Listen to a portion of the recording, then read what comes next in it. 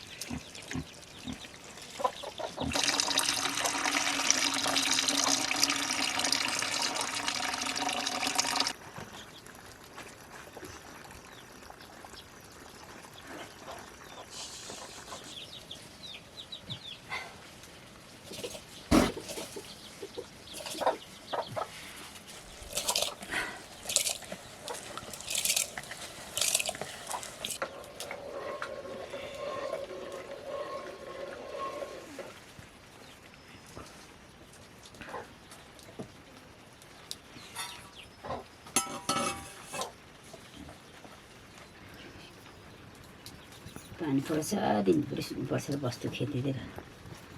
उठा जान अल्छी लाग्छ जुगाले खान्छ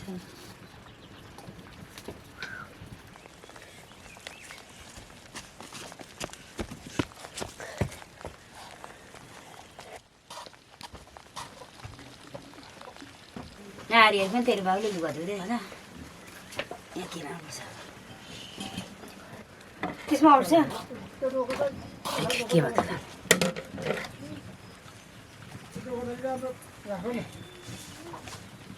अझ दिनभरि सुत्ता पानी पर्दा साबुन पत्का दारो ल्याउनु त यस्तो हुँदैन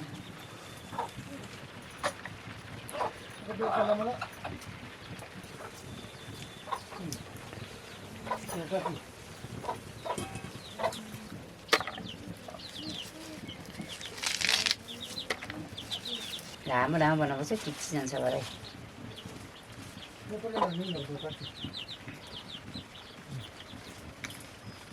त्यो उम्मेछ हानेको यो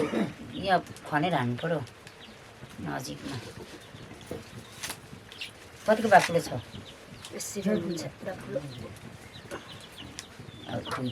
ठुलो लिएको मसिन त बेसी छ छाटेर तिनीहरू बेसी खान्छ यस्तो मकै त्यहाँ गुसाउँ भयो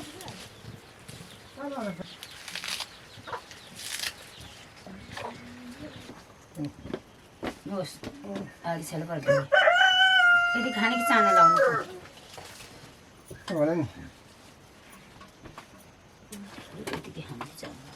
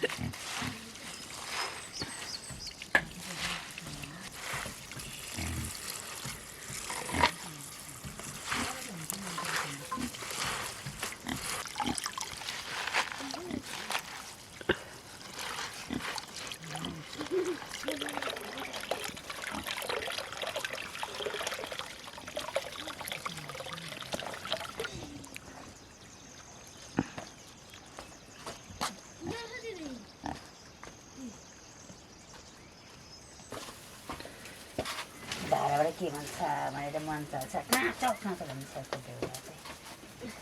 के हो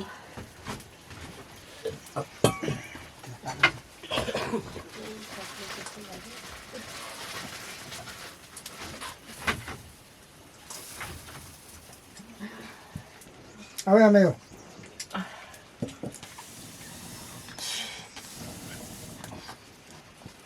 खाना हो सानो टिभी हो के हो काँचो त यता झम्मा पकाउँछ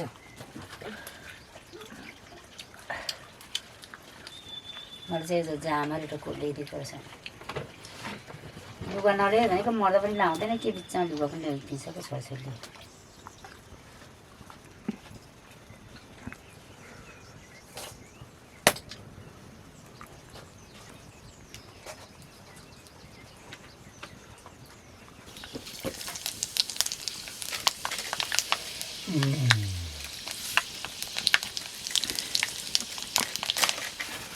तरकारी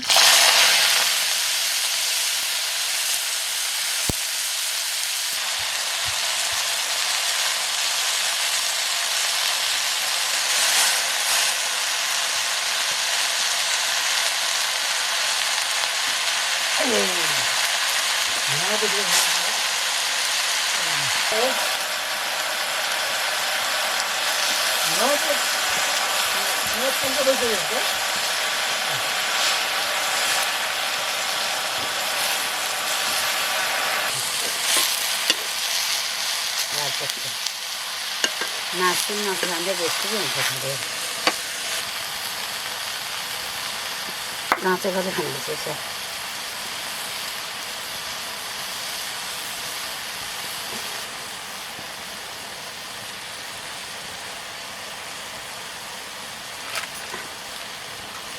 म त आलुको चाना पनि काँचोको चाहिँ खान्छु मन पऱ्यो भने कति चाहिँ काँचो है के हो आलुको चाना पनि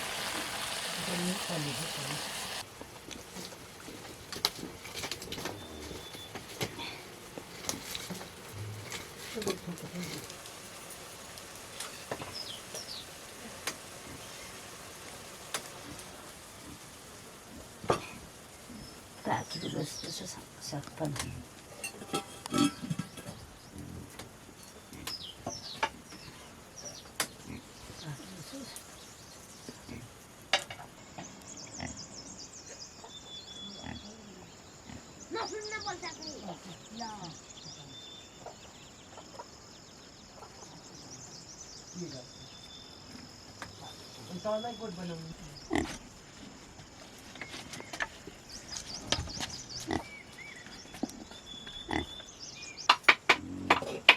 भात खाने बेला आलु उसिन्छ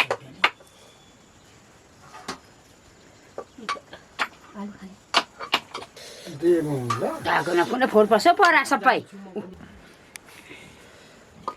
फेरि भोटो भात दिदीको खाना घरि पानी पर्छ छैन सिङ्ख्यो त भइगयो नि घरि त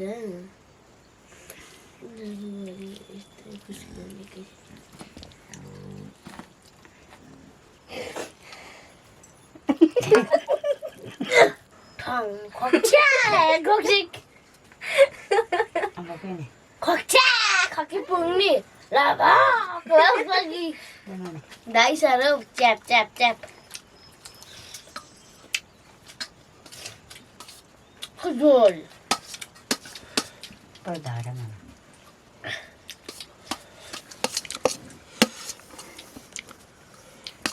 लाभा कति बाउले हालेको त्यहाँ बाटो ओतुल हुन्छ दाउरा फेरि हुन्छ दिदी बन्छ अगाडि आयो फेरि छोडेको छ भेनालाई चाहिँ जम्लै दिउँसो छोडेको आएको फेरि जम्न खोज्दा फेरि दिदी माथि त्यसको त दिदी दिदी भन्छ पहिला गर्छ नि होइन दिदी दिदी अरू भेनी काम आएको रहेछ ममा खाने साग नखाने साग खाने मैले भात खान्छ भनेर नि नै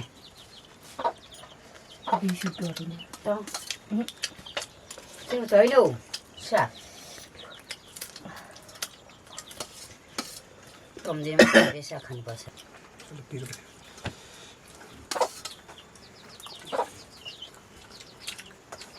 खाली ल्याउँछ त्यसले भात खाने बेला बेलुका पनि घाम पनि बाँधेर